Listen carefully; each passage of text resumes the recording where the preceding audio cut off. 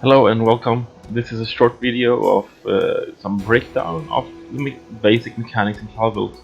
We'll take an in-depth look at them and see how they really work and how you can use them and some tips and tricks. We'll not go into the super advanced techniques, but you will see most things that you need to that you can take advantage of when trying to beat the game the standard way. When you're doing speedrun strats, you might need some other techniques to really get on those high scores, but I won't cover those in this video. So this is for you if you are interested in getting into the game quicker. Most of these things you will learn from just playing in the long run, but this can help you learn it faster, or if you're struggling with some aspect of the game, you can check out this video. So I'm using a special built level. A tweaked one and I'm using the level editor. You can also use the level editor if you want to build and try out some levels, but there is also similar level like this in the game, and it's called a practice level. You can access it as soon as you have cleared the tutorial, and you go into level selection. You can find in the lower right corner a button that says practice. Okay, so I will use mouse and keyboard, and you can see an on-screen keyboard here on the video that's showing all my input. And you can refer to it if you ever wonder what I did, or if I didn't for some reason say what I did, or if you want to see timing of my button presses or anything. I recommend everyone to use mouse and keyboard. It is possible to use gamepad, but I would highly recommend you use mouse and keyboard to get the precision and speed. And it's also easier with button layouts, actually, because you have access with more fingers on buttons without, yeah. Anyway, let's move on to the actual tutorial for the breakdown. So first off, there's just basics: move with WASD, jump with space, shoot with left mouse button, aim with right mouse button, and you have that tab to switch shoulders if you really want to. It will automatically switch shoulder if you move close to a wall. I prefer always stay on the right side. Okay, so then you also have two other keys that I will cover more when you when they are needed. So let's take out these. First up is the wall runs. Just run towards the wall and jump onto it to run up it into a vertical wall run. If you run towards the wall, nothing happens. If you jump onto the wall, like you see, I get higher if I jump close to the wall, because I can use more of my upward momentum into the wall run. If I jump further away, I'm almost falling down, so I don't get much speed up. If you run along a wall and jump, you will run horizontally along the wall. And you can jump diagonally into the wall as well. So that's the basic. Then you can also jump off the wall run by tapping space. If you hold down space, you can aim your jump. You can always aim your jump if you want to.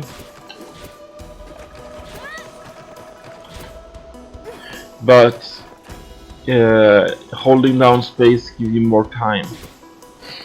There is a drawback to holding down space though.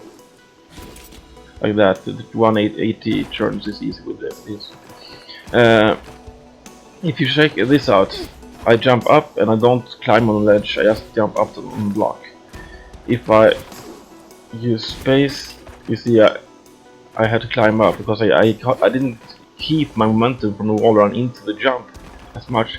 The further I hold down, the more speed I will lose. So if I do it perfectly, I can actually grab onto that ledge.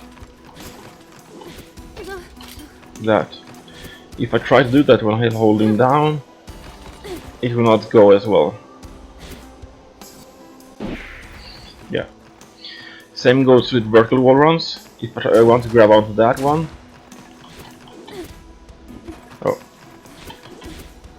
like that, That is not possible if you're holding down.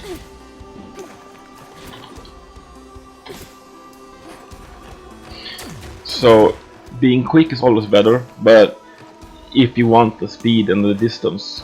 But when you're doing more tricky maneuvering, it can be worth to be able to hold down. But yeah.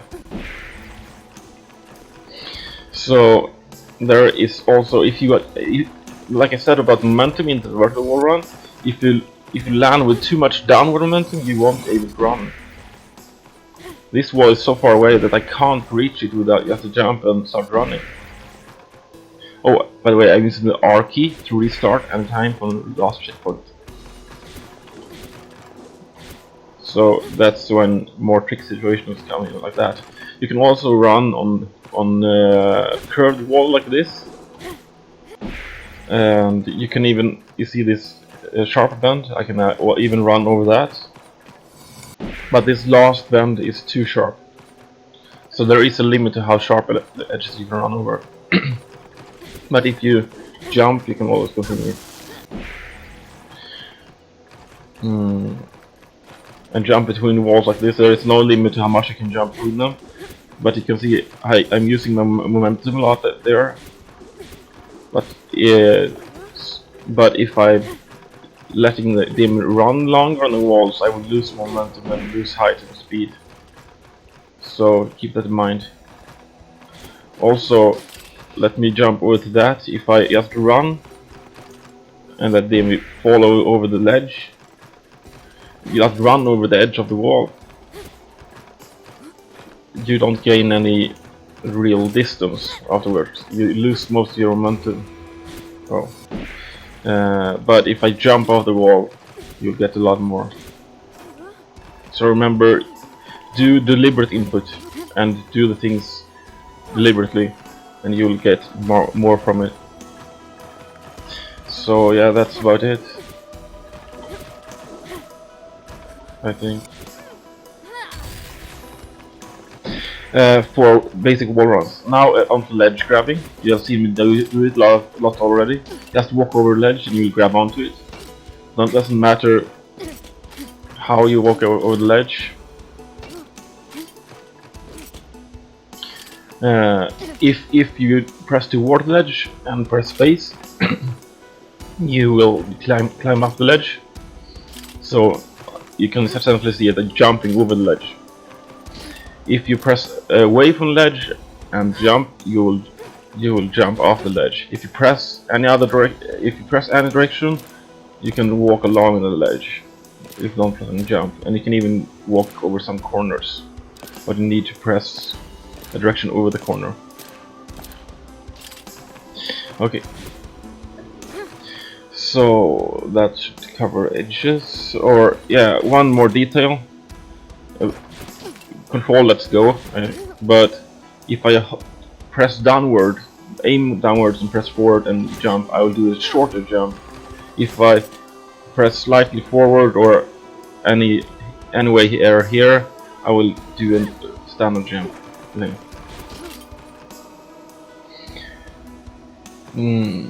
Okay. I have a short list here. I have to scroll a bit.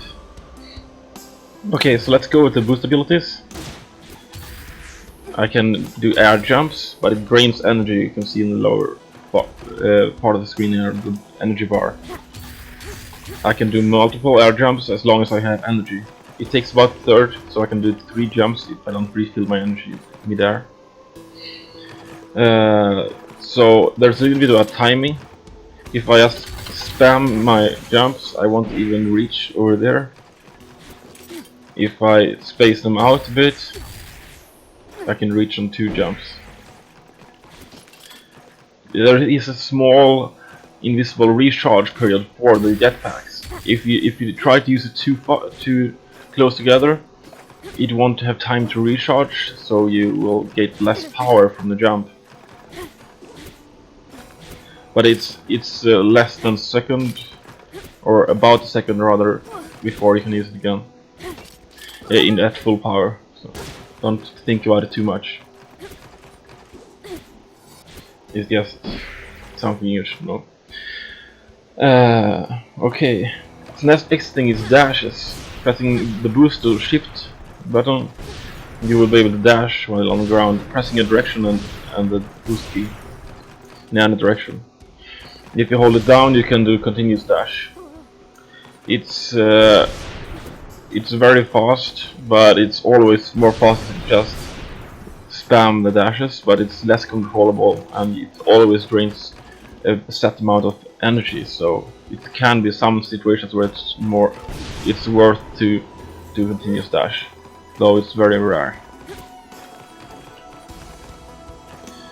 You can also do dashes in the air.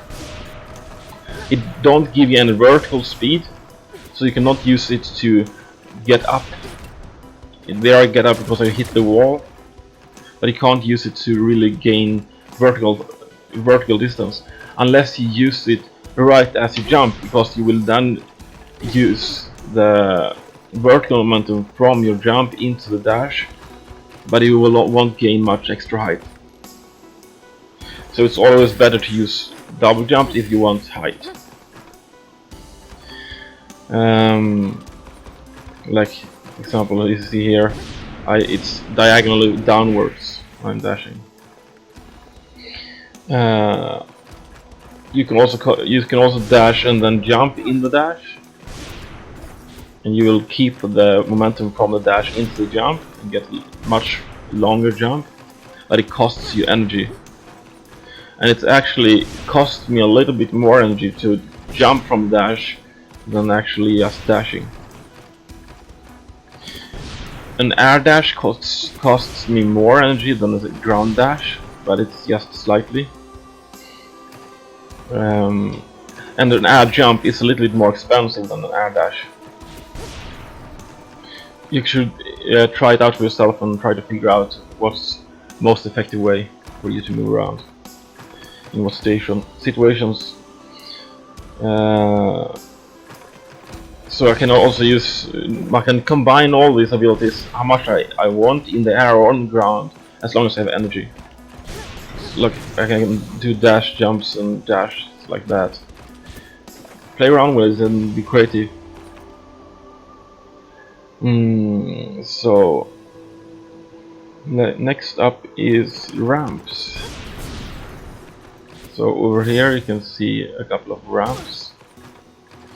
I can use them to jump much further. If I try to jump here without the ramp, I'm just falling down. Of course I didn't plan how to get back.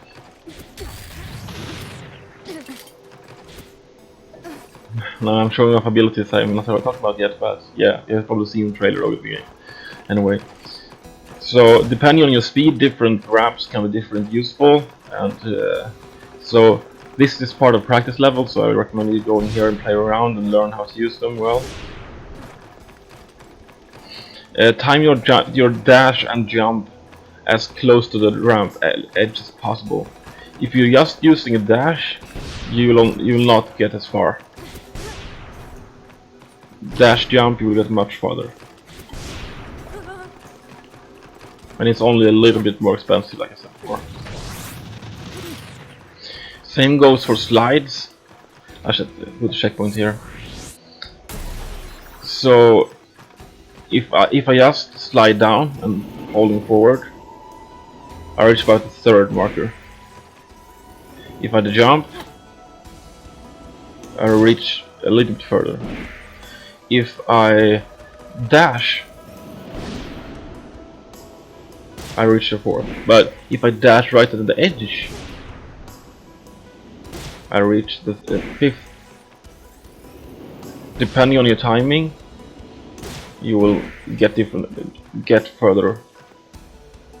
So dashing and jumping right at the edge gives you a lot of extra. I had reached the 7th marker, and doing dash jump combo in the air well beyond the 10th marker, but it cost me the whole energy bar, so keep that in mind.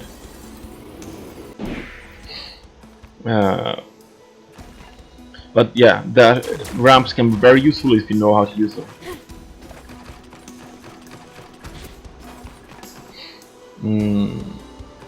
Oh yeah, I can just show you if I try to just combine.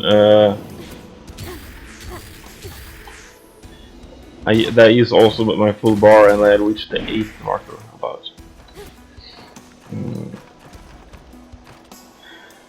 Okay, so after slides, it's yeah. So now let's go to boosted wall rounds. If I run the wall and press the shift button, I can extend my wall rounds.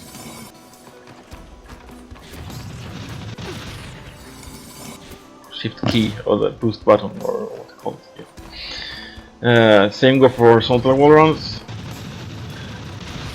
The boost key equals upward momentum. If I let go of the boost key, you will start to slide down. And balancing it, you can stay still on the wall. But it drains a lot of energy. Let's see, what did I... Yeah. You can just go to the playground and play around like this and try to get a feeling for it. It's not that hard, but once you know it, it's very natural. You can use it however you want. Really. Okay. So I can also, if I'm sliding down the wall like this, I can also just press shift in the direction and I can start running. It costs a little bit of energy to start from the slide state. Same goes for if I'm running like this and want to change direction. I think it costs a little bit. But I can actually go from vertical to horizontal, and from horizontal to vertical wall run. Just press and release the shift key and aim and press the direction you want to go. But the thing I talked about momentum before is even more true when it's in higher speeds. So you check this out. Okay, I can do it better. I can reach this platform and I get a lot of airtime from that jump. But if I hold down the space too long, I lose almost all my momentum and I don't get any airtime and I'm not even close to reaching that platform. Just keep in mind. And actually, if I'm running on the wall and want to stop, I can just press Control. The same key that you use to let go of ledges. You can stop running and start sliding instead. And then you can start running again, but it costs a bit of energy. So that can be useful, but it's not required to know or use in the standard game. Maybe it's more useful in the Defiance DLC, but yeah, you'll see when you get there. Just keep it in mind, if you want. Another. Okay, I'll just scroll down the list. So I talked about, like, if you watch out for a situation like this, don't run up into the spikes. These spikes are actually has a bad placement, because I should get a bigger reaction from them. But yeah, spikes can be dangerous, so watch out for them and don't just jump onto a wall and hold the boost key. That's actually one thing that a lot of beginners do wrong, or actually have problem with. If you dash onto the wall, you will gain a lot of speed. So it's very useful, but it also drains more energy.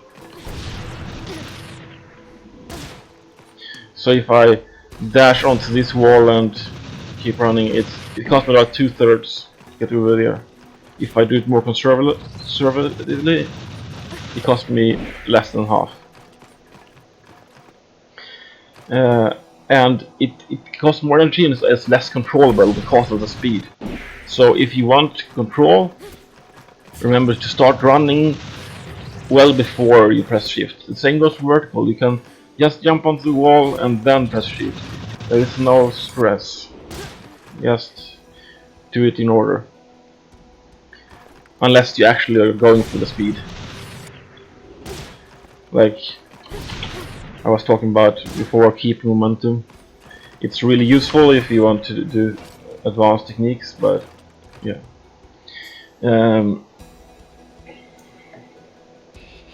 So one more thing. If I use a charge shot, I'll actually push myself backward. Depending on the angle I hit, I will push myself. All shots have a little bit pushback, but these yellow ones have a very small one. It's not that dangerous normally, but let's say I climb up a small ledge and there's enemy in front of me, so I think, yeah, I'll take them out with a charge shot. You see, I'm falling out, so keep that in mind, it can be dangerous.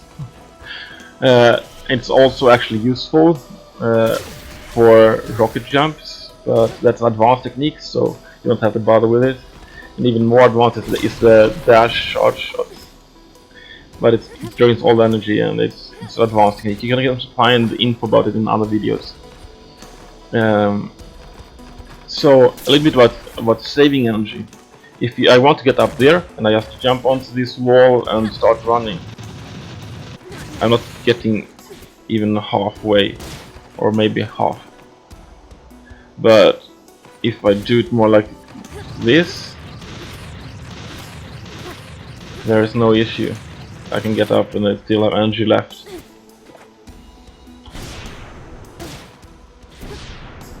So that can be good to know.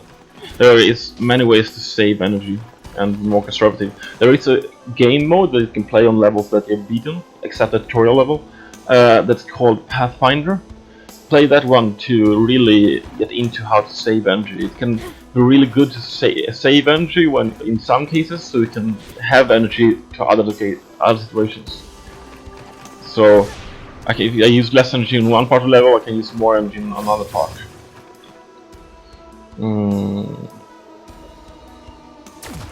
So, the next part is actually can be seen as a spoiler, because I will talk about some of the enemies and their behavior. Some of them are a little bit harder to grasp, or mostly the shield behavior of some enemies I will be talking about. But it can be fun to try to figure out the enemies on your own, so if you don't want to know anything about the enemies, then I hope you have found the video interesting so far. And if you ever want to ask any question, or if you have a problem with anything, just reach out to us on Twitter or on the Steam forums, the subreddit, or even here in the comments on YouTube. We'll try to get back to you as soon as possible, and we usually hang out a lot on the Steam forums and on the subreddit, so yeah, stop by if you want to hang out. But yeah, after this now I'll go into the enemies, so if you're not into that, see you some other time, and thanks for watching. So yeah, let's get over to the enemies now.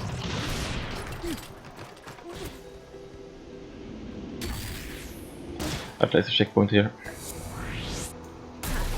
So this is an enemy that don't have a shield.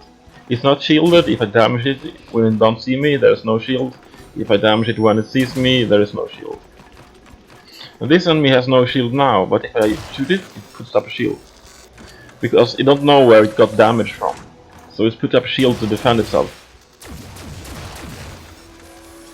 But it's a lot of full shield, so when I can actually kill it from behind still. But if it sees me and we're fighting, it won't put up a shield. So it's not that dangerous, it's just that you can't try to snipe it as easily. This enemy, however, it has a shield all the time, and you can't put down a yellow shield like this with a charge shot. It's just blue shots that blue shields you can take out with a charge shot. But this enemy will actually put down a shield once it sees me, so it's easy to kill. But he can't kill it from behind. So next shield behavior is this Arachtoid. It has no shield right now, and it's not aggressive. If I'm shooting it, it will put up a shield and heal itself back to full HP. There is no way. If I'm really quick, I can take it out before it managed to put up the shield, like that. But the real way to fight it is to enter its territory. If you're in its attack zone, so it goes after you, it won't ever put up a shield. When it lies around at least it will respawn, so if you really want to kill it, push it over the platform. Yeah, so that's more advanced shield behavior.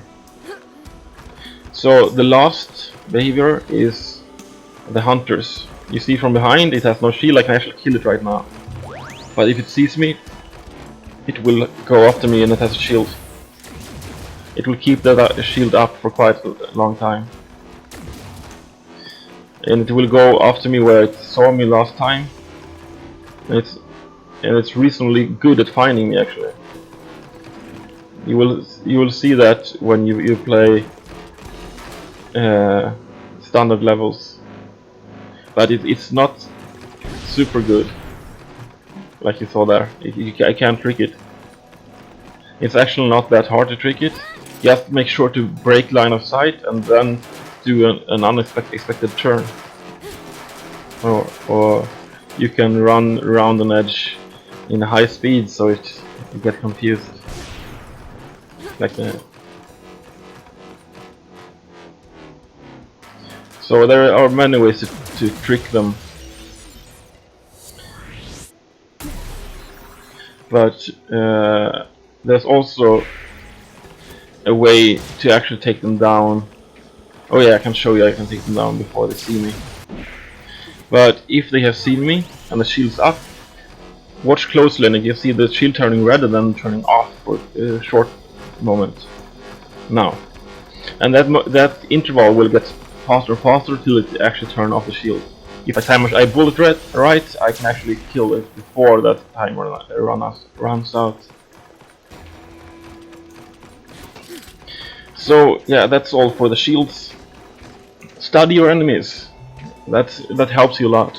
If you find an enemy particularly difficult or annoying, just study it and try to learn how it works. Most enemies are quite simple if you know how they work. It's in combinations the enemies get tough. So that's it for this video. I hope you find it useful. Please give us feedback in the comments below. I know the sound quality is not the best. I'm using a $10 headset. Yeah, and like I said before, we're hanging out on the Steam forums and subreddits almost all the time. So if you want to hang out, just stop by. And most of the top players are hanging out there as well. So if you want to ask them questions, they're actually much better at the game than me, because even though I'm a developer, they are just insane good players.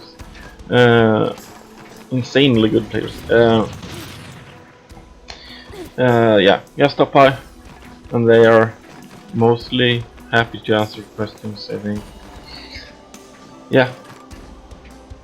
So Cloudbuilt is a game actually where you can't push your limits all the time, so keep that in mind when playing.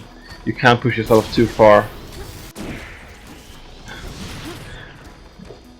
And so knowing your limits and the limits of your abilities is key. And not pushing yourself too far is part of the skill. Anyway, thank you for watching, and see you in some other videos or on the Steam forums. Bye.